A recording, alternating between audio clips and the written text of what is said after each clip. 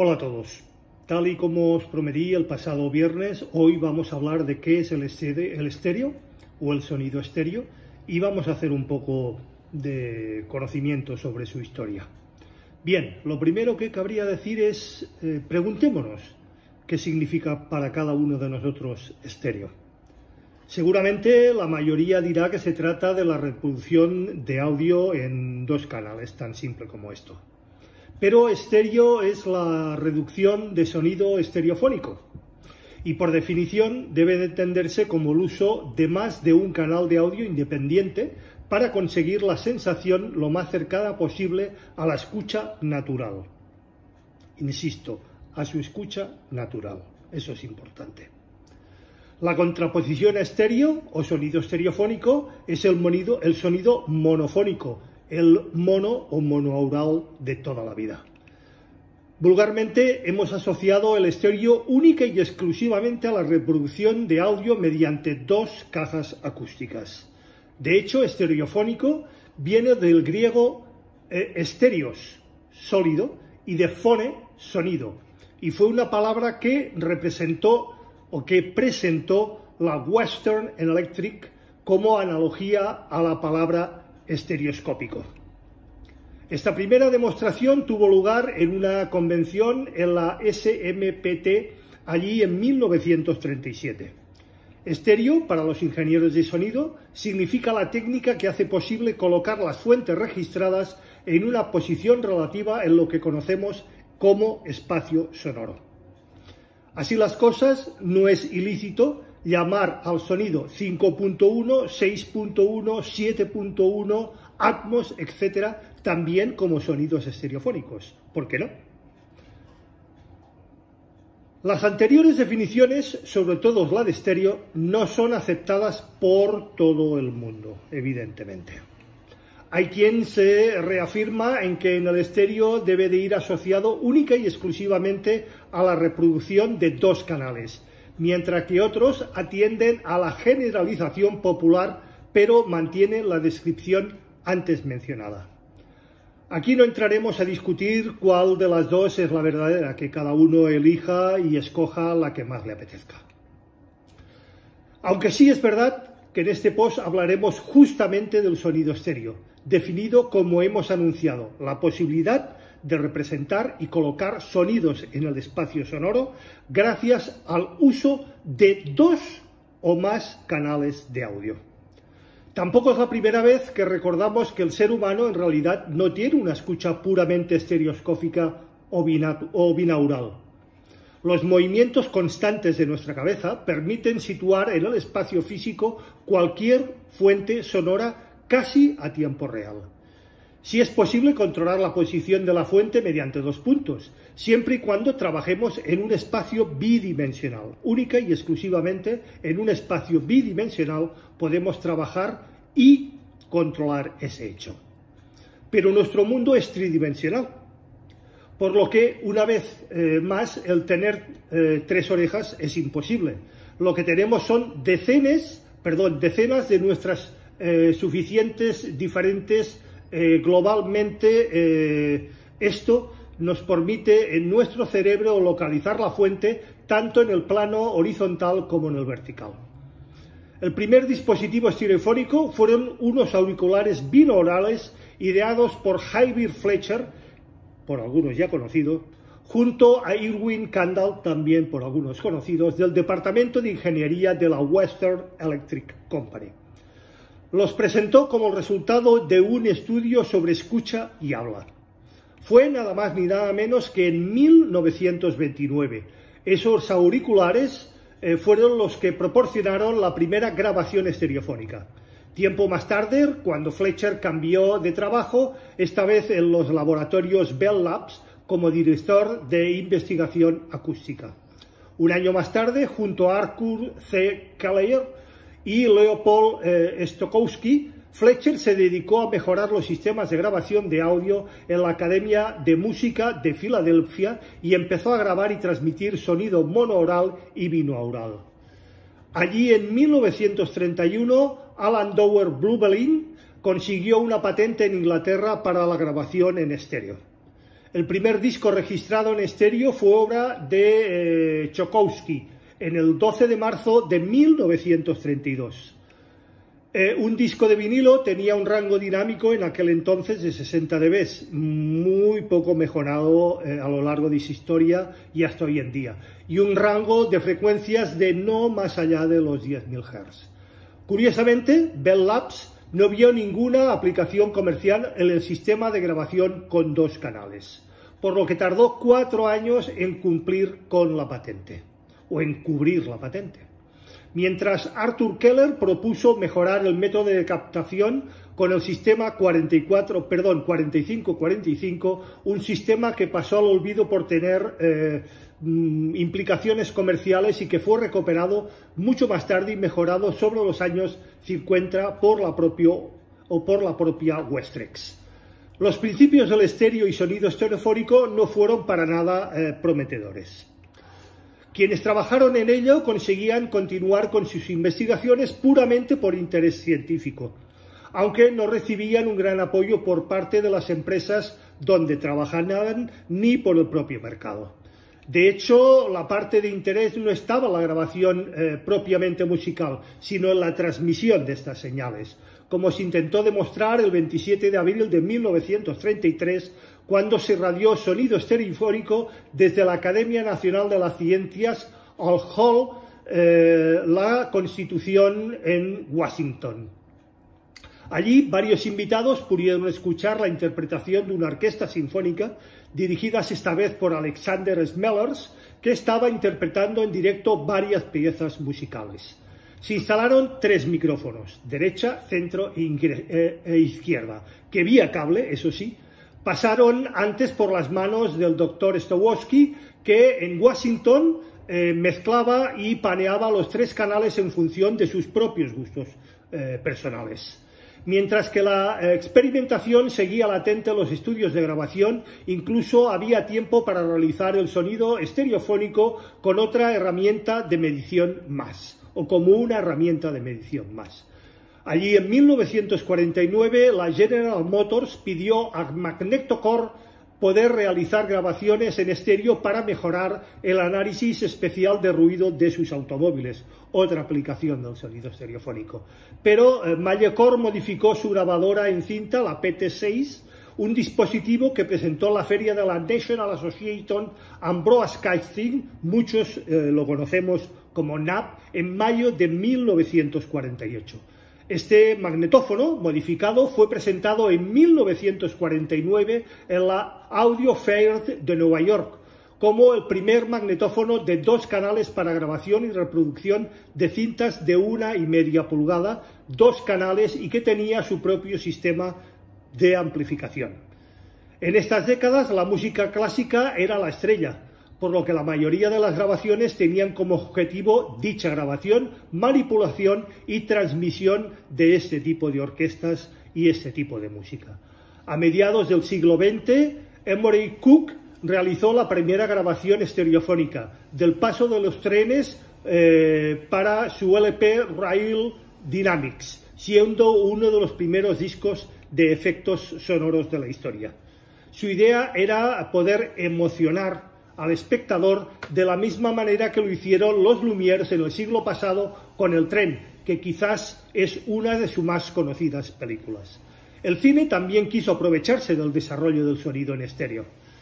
The Rough fue la primera película en CinemaScope con 4 pistas estéreo, liderando las 33 producciones de ese mismo año en 1953 y que acabarían siendo todas ellas en estéreo. Pero la industria no estaba preparada desde ese punto de vista tecnológico, por lo que tendríamos que esperar nada más ni nada menos que hasta 1975 para poder volver a disfrutar de un buen sonido en estéreo gracias a los sistemas ópticos de la Dolby Labs. No es que la ingeniería lo abandonara, sino que no había un estándar que ni tan siquiera reglara el método de grabación y de reproducción estereofónica. Como anécdota del lío, podemos rememorar el suicidio de Edward Armstrong, que se lanzó desde la 10ª planta en el Alpine de Nueva Jersey debido a los problemas burocráticos que tuvo su invento fechado en 1939, la radio en FM.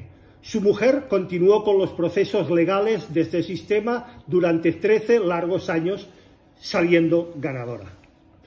La radio FM, como sabemos hoy en día, demostró ser un sistema de modulación en frecuencia que mejoraba el ruido bajo y conseguía una mejor respuesta en frecuencias que la radio de AM de entonces, sin ningún tipo de duda, lo que además permitió estimular el sonido estéreo. Ese mismo año, Murray Crosby demostró que el sistema de multiplexada que proponía la radio FM en estéreo en Long Island delante de 16 ejecutivos, nada más y nada menos que de la prestigiosa empresa RCA. La demostración fue de un resultado apabullante y de una petición por parte de Leo Poscuy a David Schaffner, y esta fue la primera vez que altos ejecutivos de la industria musical lo escuchaban. Ese invento de la RCA, al lanzar cintas de bobina abierta en estéreo, siendo la primera vez que Also sprach Zarathustra de Richard Strauss al precio de $19,95, era registrado por la Chicago Symphony Orchestra bajo la dirección de Fritz Reiner. Para ello se utilizó un magnetofón de 2 pistas a nada más y nada menos que 30 IPS con 2 micrófonos Neumann M50 omnidireccionales. La RCA empezó inmediatamente sus propias grabaciones en estéreo y casi a la vez la EMI en Inglaterra hizo lo mismo. Una vez más, los famosos estudios de Abbey Road entraron en este terreno con sus magníficas grabaciones. Le siguió Decca, en esta ocasión mediante el concurso de 3 micrófonos, muy parecido a lo que hemos comentado hace un momento, que se llamó Decca 3, un diseño de Roy Wallace. Roy propuso utilizar 3 micrófonos direccionales con patrón cardioide del tipo Neumann KM56 de condensador, suspendidos a cierta distancia desde el suelo y ligeramente situados en la vertical del director de orquesta. La grabación se realizaba esta vez en un Ampex 350 del tipo 2 y esta vez ya a 15 IPS, que luego se declararía como el sistema por antonomasia de grabación en estudios. 3 años más tarde, la ya mencionada Wextrex reestructuró el sistema de grabación que hemos comentado, el 4545, mediante demostraciones públicas en la convención anual de la AES en Nueva York en octubre de 1957. La RIA, Recording Industry Association of America, adoptó el sistema de la propia Wextrex como estándar de grabación el 25 de marzo de 1958. Es la fecha del inicio de los componentes de la alta fidelidad. El mismo año, la siempre atenta BBC empezó sus difusiones y radiodifusiones también en estéreo. De momento, en este caso, solo los domingos por la mañana.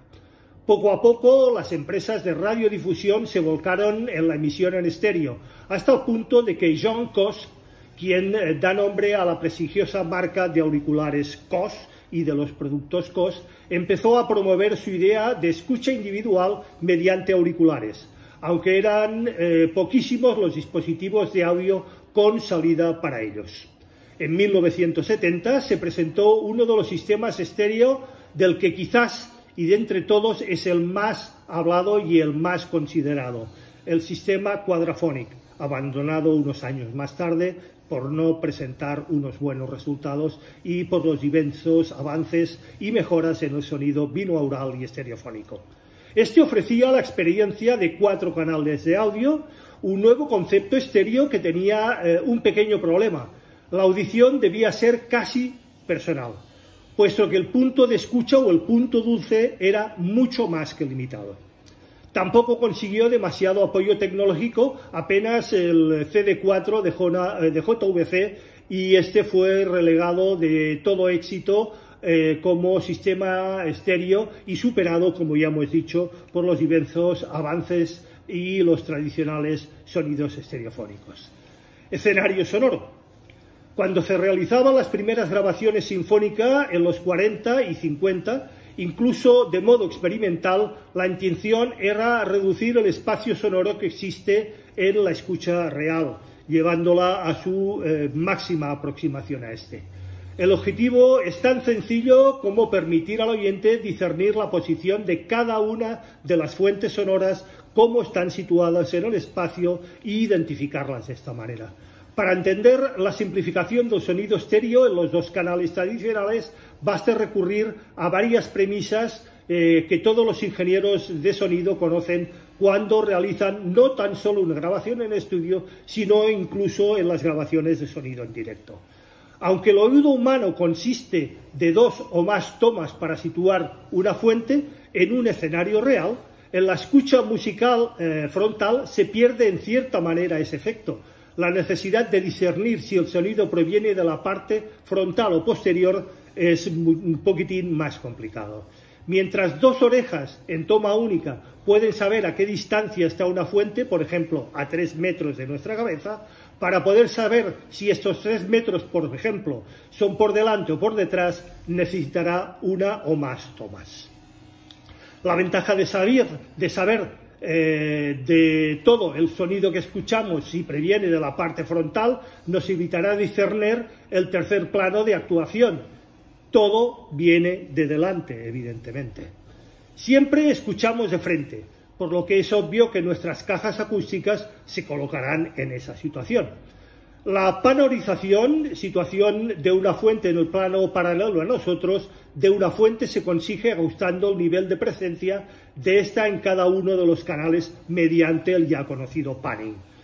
Cuanta más presencia tenga a la derecha, más hacia el lado percibiremos su localización. Contra más presencia a la izquierda, lo mismo en esa localización. Un sonido se suele igualar en un canal y en otro y nos dará la sensación de que ésta viene justo del centro. Y esto es lo que llamamos sonido estereofónico.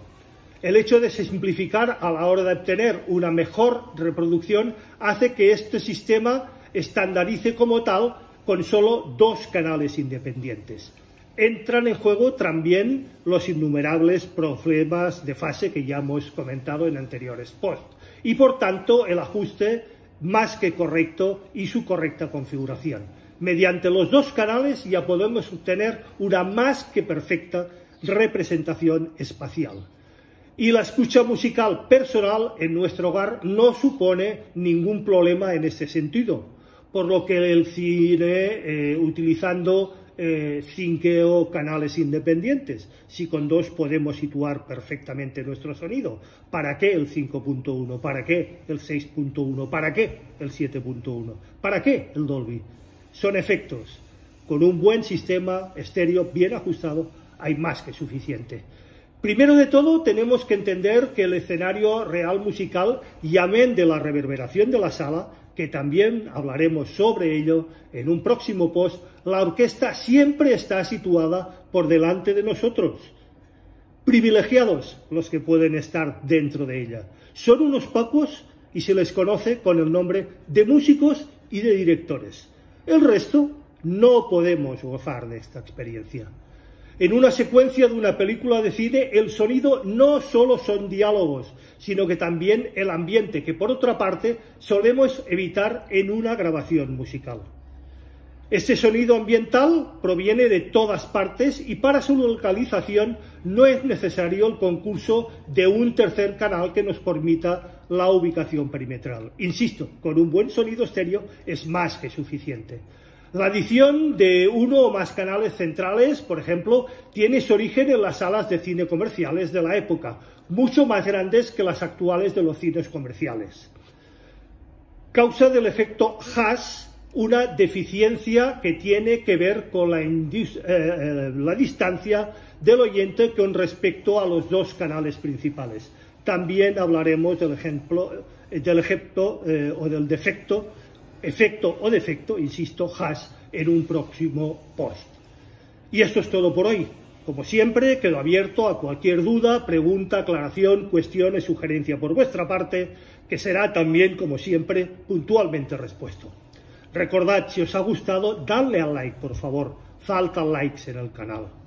Compartid el post, ayudáis a crecer al propio canal y que la gente se suscriba. Suscribíos si no lo estáis ya. Y acordaros, como siempre digo, de darle a la campanilla gris para que YouTube os avise de cualquier novedad en el canal. Gracias y nos vemos, si todos así lo consideráis, una vez más el próximo viernes con un nuevo capítulo de A las 8 estrenamos. En este caso hablaremos de la controversia y el controvertido MQA, que creo que hoy está otra vez en boga y que puede ser más que interesante para todos. Hasta entonces, feliz y musical semana. Nos vemos.